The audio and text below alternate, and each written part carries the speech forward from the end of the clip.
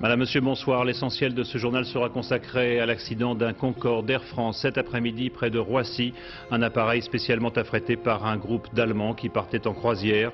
L'avion a décollé vers 16h30 de Roissy. Selon les premiers éléments de l'enquête, l'un de ses moteurs était en feu et il s'est écrasé près d'un hôtel à Gonesse.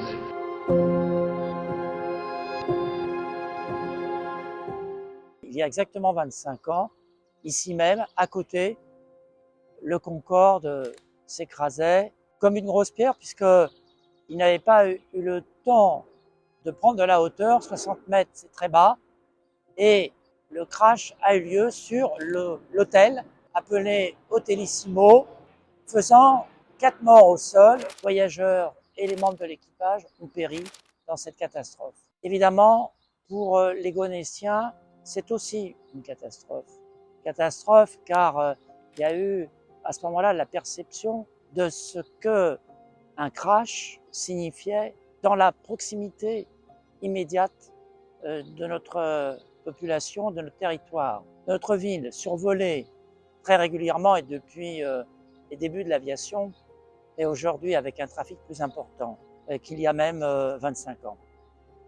Donc c'est d'abord la mémoire en l'honneur de ceux qui ont péri que nous devons garder, et c'est aussi évidemment la réflexion que nous devons aussi avoir, sachant que on l'entend dans l'actualité régulièrement, il y a des crashs. Ces crashs aériens, dans leur majorité, se produisent à l'atterrissage ou au décollage. Pour le Concorde, c'était au décollage. Dans d'autres circonstances, c'est à l'atterrissage. Rares sont les crashs qui se produisent en haute altitude. On a l'exemple, on s'en rappelle, du vol Rio-Paris, qui n'est pas si ancien. Mais pour l'essentiel, les probabilités, c'est en proximité immédiate des aéroports. Ce qui veut dire que les territoires aéroportuaires, les populations, même si on ne vit pas dans l'angoisse permanente du crash, fort heureusement, cette réalité est un sujet de réflexion pour le maire que je suis, évidemment, car c'est un sujet qui concerne la protection des populations. On doit à nouveau s'incliner par rapport à ce qui a été une tragédie, évidemment. Les 109 voyageurs et membres de l'équipage, les voyageurs essentiellement donc les Allemands et l'équipage commandant de bord français et son équipage qui ont péri. La mémoire aussi de ceux qui travaillaient à l'Hotellissimo et qui, alors qu'ils étaient en pause de service, ont péri à ce moment-là.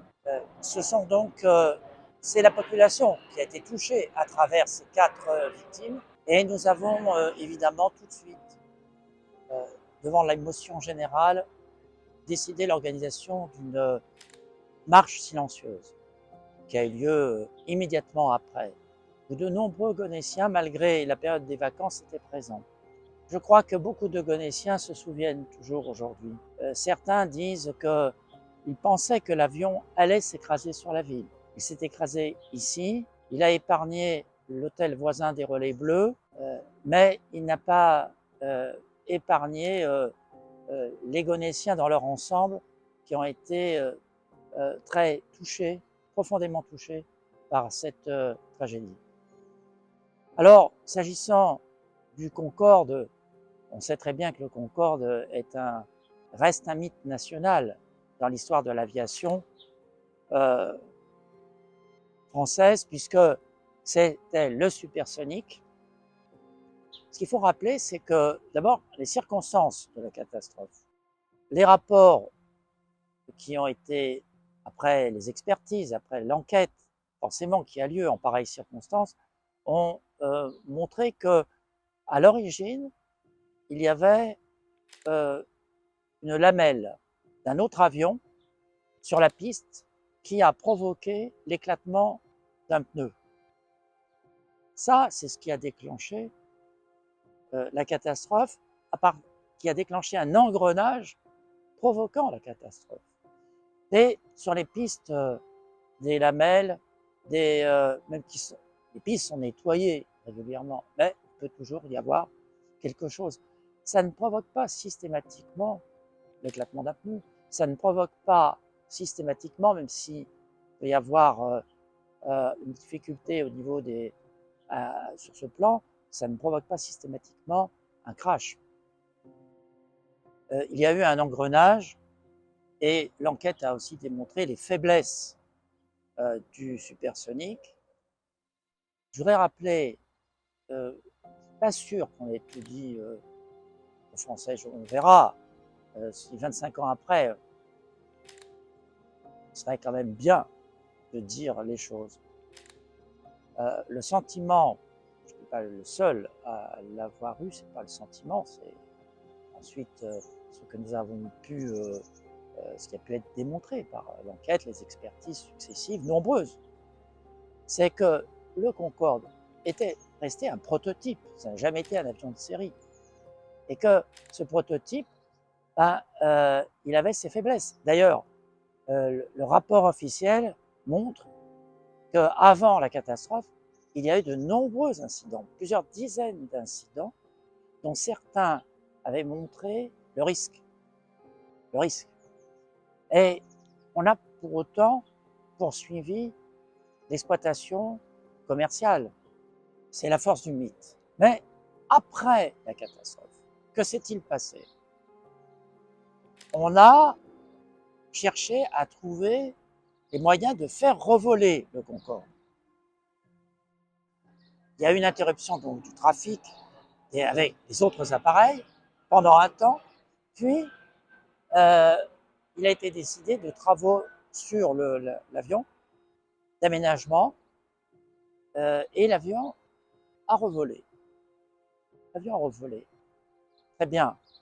Mais très peu de temps après, la compagnie Air France a décidé d'arrêter l'exploitation commerciale en disant que cette exploitation n'était pas rentable. Ce qui était vrai avant et ce qui est demeuré vrai après le crash de Gonesse. On a décidé, en mettant en avant l'argument de l'exploitation commerciale est déficitaire, pour arrêter le trafic. La réalité, c'est toujours mon interrogation 25 ans après, la réalité, on ne disait pas que l'avion pouvait rester fragile, et je pense que le débat aujourd'hui, dans une démocratie, ce serait bien qu'on poursuive le débat et je ne dis pas que j'ai forcément raison, mais je me pose toujours la question. Est-ce qu'on a arrêté l'exploitation commerciale du Concorde parce qu'elle était déficitaire, ou est-ce que finalement, de façon raisonnable, on a considéré qu'il fallait arrêter l'exploitation du Concorde parce que l'appareil, le prototype restait fragile malgré les travaux qui avaient été réalisés sur les appareils? C'est une interrogation, 25 ans après, que j'ai toujours en tête.